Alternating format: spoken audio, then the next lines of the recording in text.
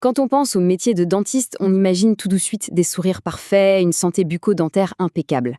Mais derrière le masque, derrière les instruments de haute précision, il y a une réalité bien plus physique.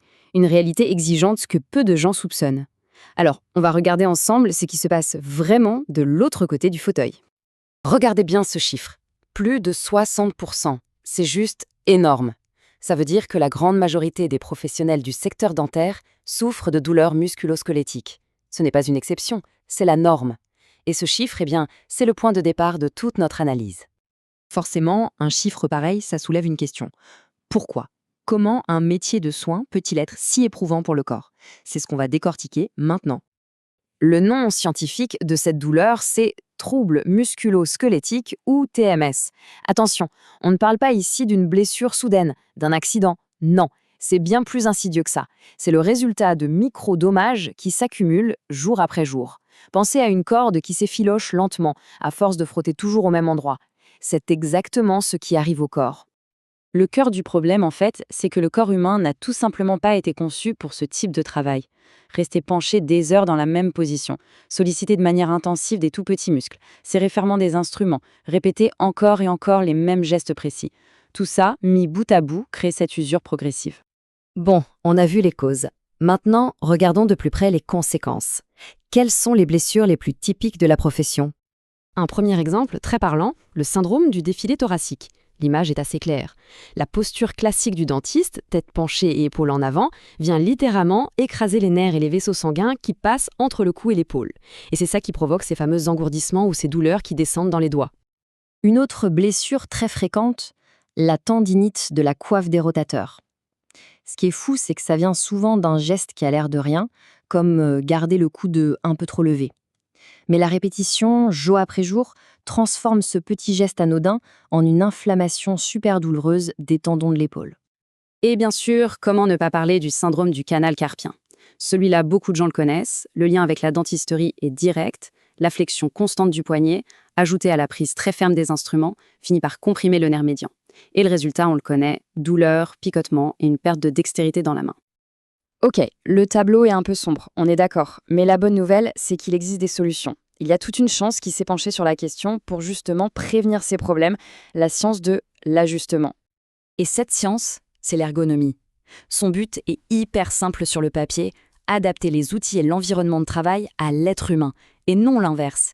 C'est pour rendre le travail plus confortable, plus efficace et surtout moins douloureux. Pour un dentiste, c'est la clé d'une longue carrière en bonne santé. Cette citation, elle résume absolument tout. C'est un changement total de philosophie. Au lieu de forcer son corps à se tordre pour utiliser un fauteuil ou des instruments, c'est l'équipement qui doit être pensé pour s'adapter au corps du praticien. Ça change toute la perspective. Alors, comment on applique ce grand principe en pratique ? Eh bien, tout commence par un concept fondamental en ergonomie dentaire, la fameuse position neutre. Le point de départ d'une bonne posture, c'est de respecter la forme naturelle de notre colonne vertébrale. Notre dos n'est pas une barre droite, il a 3 jolies courbes qui forment une sorte de S. L'objectif numéro 1, c'est donc de maintenir cette forme naturelle à tout moment, sans l'aplatir ni l'exagérer. Concrètement, ça donne quoi ? Pour le cou, par exemple, on vise une inclinaison minimale entre 0 et 20 degrés, pas plus. Ce qu'on veut éviter à tout prix, c'est d'avoir la tête complètement penchée vers l'avant. Pour le dos, l'idée, c'est de se pencher à partir des hanches, comme une charnière, en gardant le dos bien droit. La posture à bannir, c'est celle du dos rond. Pour les épaules et les bras, c'est le même principe. Les épaules doivent être relâchées, basses, et surtout pas haussées vers les oreilles. Les bras, eux, doivent pendre le plus naturellement possible le long du corps. L'erreur classique, c'est de leuler les coudes, et ça, c'est vraiment l'une des pires choses à faire. D'ailleurs, il existe une petite astuce toute simple pour vérifier sa posture, le test du ruban adhésif. C'est malin, on colle une bande de ruban le long de sa colonne vertébrale en position bien droite. Tant que le dos reste droit, rien ne se passe. Mais dès qu'on commence à s'arrondir, on sent le ruban qui tire. C'est un super rappel à l'ordre, immédiat et efficace. Mais bien sûr, maintenir cette position neutre parfaite dans le feu de l'action, dans un cabinet dentaire, c'est un vrai défi. C'est un exercice d'équilibriste qui demande une méthode très précise. Et voici la règle d'or, la règle absolue de l'ergonomie en dentisterie. La priorité numéro 1, c'est la posture du praticien. C'est lui ou elle qui doit d'abord trouver sa position neutre idéale. Et ensuite, seulement ensuite, on ajuste tout le reste, le patient, la lumière, les instruments, pour que ça colle à cette posture, jamais l'inverse. Du coup, la mise en place se fait en 3 étapes logiques. D'abord, étape 1, le professionnel s'installe dans sa position neutre. Étape 2, on ajuste le patient, on le montre, on le descend, on l'incline pour que sa bouche soit exactement à la bonne hauteur. Et enfin, étape 3, on rapproche l'équipement pour l'avoir à portée de main sans avoir à s'étirer. Et là, la comparaison visuelle est flagrante. À gauche, la praticienne est détendue, sa posture est neutre, parce que le patient est à la bonne hauteur pour elle.